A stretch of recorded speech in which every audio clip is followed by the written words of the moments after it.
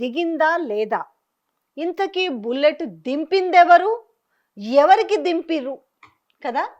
Yes, ఈ మాట అన్నది ఎవరో కాదు, పటాన్చెరు ఎమ్మెల్యే గూడెం మహపాల్ రెడ్డి. బుల్లెట్ దిగిందా అన్నారంటే ఈ బుల్లెట్ ఎవరికి దింపానని ఈ కొటేషన్ ఎవరి కోసము? ఆబ్వియస్లీగా ముఖ్యమంత్రి రేవంత్ రెడ్డి కోసమే అనుకోవాలి కదా. సో మరి బుల్లెట్ దింపినా బుల్లెట్ దిగింది అన్నట్టు ఏంటంటే, పటాన్చెరు మండలం ఇస్నాపూర్ మున్సిపాలిటీ చైర్మన్ పీఠం బీఆర్ఎస్ కైవసం చేసుకుంది. ఇస్నాపూర్ మున్సిపల్ చైర్మన్గా మోతే సుమలత ఎన్నిక, వైస్ చైర్మన్గా పటోళ్ళ మాధవి ఎన్నికైంది అన్నట్టు. సో ఇంకేంటి, కాంగ్రెస్లోకి వెళ్ళిన గూడెం మహిపాల్ రెడ్డి తిరిగి మళ్ళీ కాంగ్రెస్ పార్టీకే జలకిచ్చిన వైనం కనపడుతుంది. ఆఖరికి సినిమా కొటేషన్లు వాడుతున్న పరిస్థితి కూడా వచ్చిందంటే నిజంగా మరి పటాన్చెరు పరిధిలోని 5 మున్సిపాలిటీల్లో బీఆర్ఎస్కి మద్దతు ఇచ్చి గెలిచిన గూడెం మహిపాల్ రెడ్డి కాంగ్రెస్ పార్టీలో అరే నేను ఒక్క గేటు తెరిస్తేనే ఇంతమంది వచ్చిరు, 2 గేట్లు తెలిస్తే బీఆర్ఎస్ పార్టీ మొత్తం కూడా ఖాళీ అవుతుంది అని చెప్పిండ్రు. ఎవరు? మన ముఖ్యమంత్రి వర్యులు రేవంత్ రెడ్డి గారు. కానీ ఇవాళ ఉన్న 10 మందిలో ఒక్కరన్నా మేము కాంగ్రెస్ పార్టీలో ఉన్నామని చెప్పుకునే నియతుందా? సరే దమ్ము పక్కన పెడదాం, ఆ మాటలు వాడి వాడి నాకు కూడా బోర్ వచ్చింది.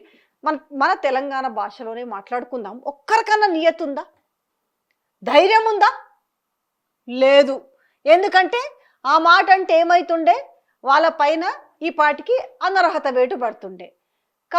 కాదు కాబట్టి నోటికొచ్చిన అబద్ధాలు చెప్పి లేదు లేదు మేము బీఆర్ఎస్ పార్టీలోనే ఉన్నాము, మీరు అట్లెట్లా అంటారు కాంగ్రెస్ పార్టీకి పోయిర్రని. జస్ట్ మేము కండువ కప్పుకుంది ఏందా కండువ అనుకుంటున్నారు, అది జస్ట్ గుడి కండువ, అవ్వా అది కాంగ్రెస్ కండువ కాదు అని చెప్పేసరికి మన స్పీకర్ సార్ గడ్డం ప్రసాద్ గారు నమ్మి ఎస్ కరెక్టే మీరు బీఆర్ఎస్లోనే ఉన్నారు, సో మీరు బీఆర్ఎస్లోనే పదిలంగా ఉండాలని చెప్పి ఆయన అనర్హత పిటిషన్ కొట్టేసిండు అన్నమాట. కానీ వీళ్ళు మాత్రం ఏం చేసిర్రు, ఓ 9 మంది 10 మంది కూడా మళ్ళీ మాకే పని చేస్తారు అనుకొని పాపము రేవంత్ రెడ్డి అనుకున్నాడు. కానీ ఇక్కడే పప్పులో కాలేసినట్టు అయింది. 9 మందిలో ఒక మరి కొందరైతే అడ్రస్సే మరి మనకు కనబడతలేదు, ఒకరిద్దరైతే వాళ్ళు ఏడున్నారో కూడా తెలియదు. కానీ ఇక మిగతా వాళ్ళు కాంగ్రెస్ పార్టీకే పనిచేసిరు. ఇక్కడ జలకిచ్చింది ఎవరు, ఇక్కడ ఇప్పుడు బుల్లెట్ దింపింది ఎవరు? గూడెం మహిపాల్ రెడ్డి.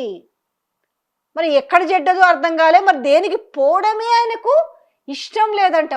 మరి ఏ పరిస్థితిలో పోయినరో, ఏం బెదిరించిండ్రో తెలియదు, ఏం మాట్లాడుకుర్రో తెలియదు. కానీ ఆయన సూప్ ఎప్పుడు కూడా మళ్ళీ బీఆర్ఎస్ వైపే ఉండింది. నన్ను ఎప్పుడు పిలుస్తారా, ఆయన మస్తు సంకేతాలు కూడా పంపిస్తూనే ఉన్నాడు. కానీ ఆ సంకేతాలకు కూడా మరి పెద్ద సార్ అపాయింట్మెంట్ అయితే ఇయ్యలేకపోతే ఏం చేసిందంటే ఆయన ఈ మున్సిపల్ ఎలక్షన్స్లో బీఆర్ఎస్ వాళ్ళకే మద్దతు తెలిపిండ్రు, మంచి సక్సెస్ని చూపించారు. అందుకనే ఏమైంది, దిగిందా అని మాట్లాడింది. నిజంగా దింపినట్టే బుల్లెట్ని. ఎందుకు ఈ మాట అంటున్నా చెప్పనా, ఎందుకు చెప్తున్నా ఈ మాట అంటే, పోయిన వాళ్ళు వెనక్కి తిరిగి వస్తే ఎట్లుంటుంది చెప్పు. అసలు వీళ్ళు కాకుండా ఇంకా మిగతా వాళ్ళు పోతే అదొక విధంగా ఉంటుంది. కానీ పోయిన వాళ్ళే వెనక్కి ఆల్మోస్ట్ అందులో ఒక 6-7 మెంబర్స్ ఇప్పుడు పెద్ద సారు మాకు అపాయింట్మెంట్ ఇస్తే మా కష్టాలు మా బాధలు చెప్పుకుందామని అనుకుంటున్న నేపథ్యంలో ఆల్రెడీ ఇప్పుడు ఒక వికెట్ మళ్ళా పోయింది. తిరిగి వచ్చిర్రు మళ్ళా పోయినరు. ఎంత అవమానంగా ఉంటుంది అయితే. ఎందుకంటే ఆయన ఎవరైతే మరి బతిమలాడిండో భయపెట్టిరో మరి ఏందో తెలియదు ఆ రోజు. కానీ ఉన్న వ్యక్తిని కూడా కాపాడుకోలేని పరిస్థితి. మరి మళ్ళా బీఆర్ఎస్ గూటికే అని అంటే ఇది మంచి భారీ ఎదురు దెబ్బ అన్నట్టే. కానీ ఎదురు దెబ్బలు తగులుతుంటాయి, కానీ వాటిని బయట పెట్టుకోకుండా బయటికి మాత్రం చాలా మేకపోతూ గాంభీర్యం చూపిస్తుంటాడు రేవంత్ రెడ్డి సార్. అయితే కరెక్టే కదా నేను చెప్తున్నది. ఎందుకంటే ఇలా పొద్దున్న నుంచి చూస్తున్నాం కదా, వాళ్ళ తిప్పలు కాదు, ఆల్రెడీ ఒక 30 ప్లేస్లలో హంగుంటే దాంట్లో కొన్ని మెజారిటీ ఆఫ్ ది సీట్లు బీఆర్ఎస్ యాక్చువల్గా కైవసం చేసుకోవాల్సినవి ఉన్నాయి. కానీ అట్టెట్ట ఏదైతే అది లాక్కొచ్చేసేయండి, మనకే రావాలి. ఎందుకంటే మనమేమో 90% స్వీప్ చేసినామని చెప్తుంటారు. కానీ ఆడ చూస్తే 39% వీళ్ళు కొట్టుకొచ్చింది. కానీ ఎట్లా మళ్ళా మనం 90% అని చెప్పినాం కాబట్టి మనం ఏం చేయాలి, తొండ చేయాలి, లేకపోతే గొడవలో చేయాలి, తన్నాలను ఏదో ఒకటి చేయాలి, వాళ్ళు పట్టుకరండి అని చెప్పి ఇవాళ పొద్దున్న నుంచి వీళ్ళ చిత్రాలు చూస్తున్నాం. సో ఈ నేపథ్యంలోనే ఇవాళ ఒక మంచి బుల్లెట్ లాంటి మాట ఈరోజు గూడెం మహిపాల్ రెడ్డి బుల్లెట్ దింపిండు అనేసి నేనంటున్న మాట కాదు, స్వయాన ఆయన చెప్పిన మాట ఇది.